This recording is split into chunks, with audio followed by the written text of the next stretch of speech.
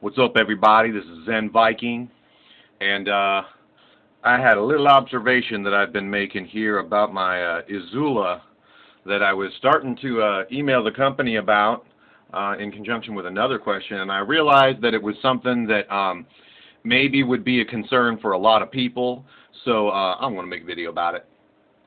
So I like to carry a neck knife. I find it's really convenient. I'm not going to get into an entire philosophy of neck knives video, but long story short, I carry a neck knife, and most of the time I carry the Izula, but sometimes I will carry. I know you can't see it real well, but it's a Mora. Sometimes I'll carry a Mora instead of the Izula, and usually it's this Companion F, the orange one in stainless. And I like it in stainless because when you have it on your person, you know, when you're wearing a neck knife, this paracord here that you use to lash it on, it absorbs the sweat, which runs down into onto the knife. And you're just sweaty in general, so I like stainless steel. So I'm really excited that Izula is putting out a stainless steel model. And you can see here, I got a little, I don't know if you can see that here. Let's get the light in on this. There's a little bit of, camera's starting to pick it up. See that little bit right there? That it's right along that top part.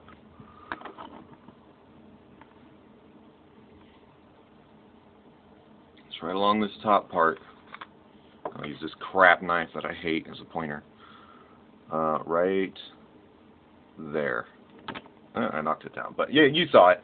That part right there is corrosion, and that was just from yesterday. Hanging out at the park, you know, and just sitting around sweating with this thing. Now I've already polished some of that rust off, so it was worse before. I mean, it was a really obvious mar on it. Now I want you to look at these different sheaths here. Now that's the Izula sheath, and then this is a cheapy sheath that I got off of eBay that's gone. I can't get it again, but it's got a drain hole right there. And then this one has a drain hole that's right in here. Let's see if I can get this on the camera here. Right there. You see that crack? That crack, I believe, goes all the way around, and that's the drain hole. Now, I really want to question, here's part of what I want to, well, first of all, I can't wait until the Izula comes out in 440. Cliff Stamp has taught me that 440 is plenty tough to be a survival knife and to be put through hard use. Cliff takes 449. I've seen him take 440 and put it through, you know, bricks and, you know, like just chop the crap out of stuff and bang a bunch of wood around and cut asphalt, you know, like shingles basically, you know, and you know, he just really proved that it really works well. And for survival purposes, dude, it might be superior than 1095 because of its rust resistance. You know, I've never had this Mora rust on me. Now I'll get to the sheath differences in a minute. The sheath differences contribute to that, you know, that also. But you know, because this is this 12J whatever. What is the name of that steel? Pardon me. I'm gonna take a minute here and look it up as we're talking. I'll try to be entertaining and jabberjaw enough as I'm doing it.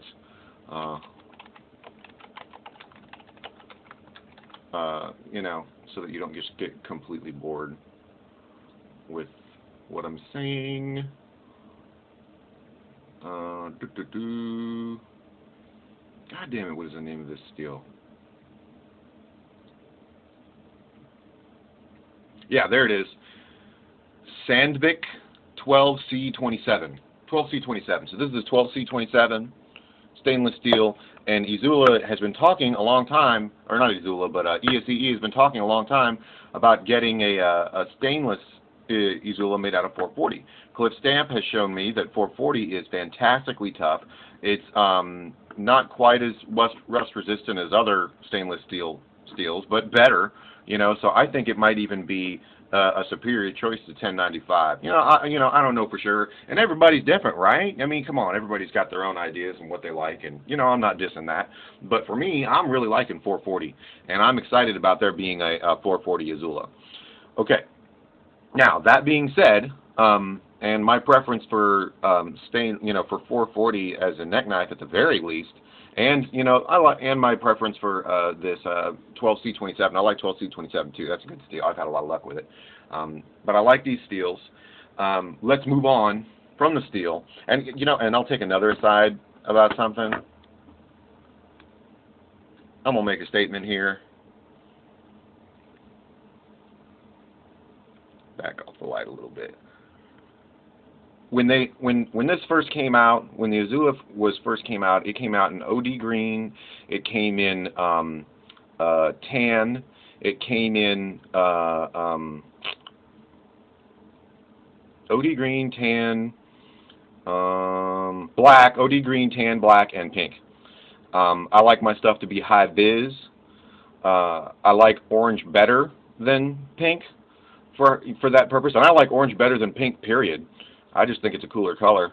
But I got this one because it was high vis, and I like the color pink. So if you don't like that I like the color pink, then God bless you, but eat it. I think it's cool. I wish that I had an orange instead of a pink. I like orange better. I like the Venom green too. The Venom green is cool. I like that. I kind of wish that I had those instead of the pink, but I'm not so wealthy that I'm just going to go and buy another one. So I just roll with this one. And pink's cool. I like pink. There's a lot of cool stuff in pink. But that being said, any comments about me being weird because I don't like pink, can just eat it.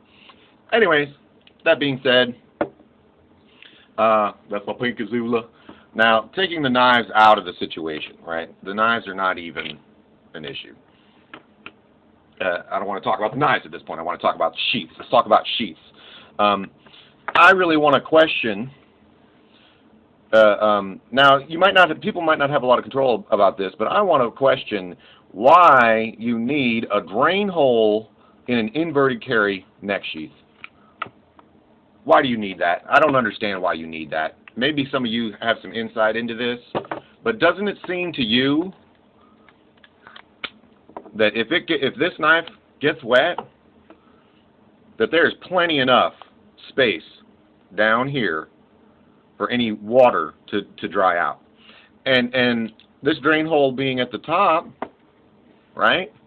This drain hole being, I should keep this flashlight on. This drain hole being at the top, all kinds of sweat can just run right into here and right onto the blade, as opposed to just running down this way and running off of the knife altogether. You see what I'm saying? This only helps me, right, if the knife gets douched, and maybe on second thought, maybe it does help circulation so that air gets through there so it dries out. I don't know. Maybe somebody had some insight about that. Maybe I'm wrong about that. Maybe it is good to have a drain hole. But let's compare and contrast the drain holes here, because the Izula drain hole is very strategic. Oh, not strategic, but unfortunately, they probably just didn't think of this, which is why I wanted to make this video and show them. But look at that. That type of drainage system, dude, all the sweat just gets sucked all the way down. It gets absorbed by the paracord and it runs down into this crack here, and it runs in just straight into the knife. I mean, I swear to God, I wish I had it to show you. But I pull this knife out of the sheath, and I do it's so full of water. There's so much moisture on it that it will run to the end of the blade and drip off. It's a lot. That's a lot of moisture to be coming off this knife. You know, so ultimately, I really think that ESEE needs a little bit of a redesign or an upgrade on this sheath. I've actually called them and complimented them on this sheath. I had a sheath from CRKT, the CRKT Triumph neck knife, I think was the name of it, that I had for a while. I don't like that knife anymore. I got rid of it. But even before I disliked the knife itself, dude, I would lose, like, my knife would fall out of my sheath, like, all the time. You know, I've seen Cutlery Lover has done reviews on the dogfish from CRKT and talked about that coming, you know, them coming off. And, you know, this, like, there was a really dangerous situation where I lost my knife one time, and thankfully, you know, nothing bad happened about it because I had some buddies backing me up. But I tell you what, man, you know, dude, you know, that was not cool, and I was very pissed off about it, and I called them several times. Anyways, I won't get into that story. Well, I won't get into that story. Long story short, I didn't like, you know, that neck sheath, and I really wanted one that had good retention, and this one has really good retention. And I called up somebody over there. I don't remember who it was. It might have been Jeff, for all I know. I can't remember. But I called him up and I said, dude, this sheath is awesome. It has great retention. I have taken this sheath with the knife in it and twirled it around in the air. And I've hit it, like swung it like a mace against a pillow, like to where the knife was facing a wall, so if it came out, it wouldn't hurt anybody, and just like as hard as I could, and this thing has not come out. And I told him about that, and he was like, yeah, that's true, but keep in mind that over time that's going to wear down, and you know, like as you use it, all this plastic is going to wear down, and you're going to lose retention. And I was all like, okay, thank you for telling me that. And I was really impressed by that, because I was just complimenting the crap out of him, and he could have just been in marketing mode and been like, yeah, all our stuff is the best. But he was like, no, dude, watch out, be careful. You know, like, you know, you know, over time it could weaken up. I've had this sheath and this knife for 2, 3, 4 years, maybe. Say 3, 4 years. There hasn't been any noticeable maybe a little bit of reduction in tension, but not anywhere near what it would take to get the knife to come out of the sheath. Just enough that I can pull it, I notice a little bit easier. I can still mace it against the pillow. I can still, or last time I tried, I could mace it against the pillow, I could twirl it. If you guys were to ask me to make a video about that, I don't know if that would happen again, because it has been a little while since I've tried it, but, you know, the last time I tried it, it worked, so the retention is fantastic. It's tough as nails. I haven't, you know, it's got scratches on it, but it's fine, dude. It works great, but I think it would be better if it had, a drain hole like that, or maybe no drain hole at all. I don't know. Of course, then again, you know, if by chance, well, not by chance, you know, that's not true, because I know Virtue or Vice, I think he wears neck knives on his belt, so I guess you do need a drain hole for that purpose. So, but, you know, it would be better if they just had like a hole right there instead of this, instead of that crack right there. You know, and here's another thing. This is an aside, but I'm going to throw that out there. I am sick and tired of people calling this my rape whistle. That is not funny. I don't find it amusing. I've laughed at it a couple times, you know, ha ha ha. Sometimes to be nice, sometimes, you know, at first, because I thought it was funny. But you know what? Like, you know, it's pretty sexist. It's pretty sexist to be true, because it really doesn't matter what your gender is. You know, and I think also that people, like, you know, I wonder if those same people would make fun of women for having a rape whistle. Haha, you got a rape whistle. That's messed up, dude. You know, if that's the case. Now, I didn't know if they're going to do that, but, you know, but that's the impression I get. Maybe my impression's wrong. I don't know. But that's the impression I get, that, you know, you shouldn't have a rape whistle because you're a wuss. You know, if you're a woman. And, you know, I'm not likely to get raped, you know, but I could get into a violent situation, you know, or just be outside and need a whistle, you know, and not anticipate it. So I like to have a whistle, you know. Don't fucking call it my rape whistle, you know. Shit, you know. I know people probably don't mean any harm, you know. when they say it, they think they're just being silly, and they probably just haven't evaluated this thought process. But, you know, you're not a wuss if you carry a whistle. You know, I'm sorry. It could be a very useful tool. It could be a very useful tool. You know, and it just let's redefine. You know, let's think about what it is to be a wuss. There's some people out there who are wusses. I love them. God bless them. But I'd like to motivate them into not being wusses, if at all possible. Man or woman, child or adult. You know. But there are some wusses out there, and I certainly don't think that, you know, having a whistle and liking the color pink fall into that category. I think being a wuss has a lot more to do with not being able to do hard work, not being able to push through the pain, not being able to go into a difficult situation and persevere and push through it, you know. So let's let all that nonsense go to the side. Anyways, that being said, now that finishes my side. This sheath is fantastic, but I can't find it again. If you want a sheath for your Mora, you should go to, where is it? I think it's Grizzly Outdoors. Grizzly Outdoors does wonderful sheaths. And I am going, at some point when I can afford it, to buy a second sheath. And I want to buy one of his because he has really cool setups and stuff. I just, you know, I kind of needed one fast, and this one was $15, and the one from him was $30. It's worth the $30. I just didn't have the $30. And I talked to him, and he's a real, I can't remember his name, but he's a real nice guy, the guy that runs Grizzly Outdoors. So you can't find this sheath anymore, but if you want a sheath, a neck sheath for your Mora, I recommend that you go to him. I think he's he does really good work. He's got some really good ideas, and he does a bunch of knives too. He does a bunch of the Becker stuff, the BK2, the BK7, the BK9, the BK11, you know, the 13, the 14, the 16, the Becker Necker, Cold Steel Special Forces shovel, the SRK. You know, I mean, like, dude, check it out. Look at the list. You know, he does a lot of different knives, so I recommend his stuff. His stuff looks good, even though I don't own it yet. But he's a really cool guy if you want a sheath for your Mora.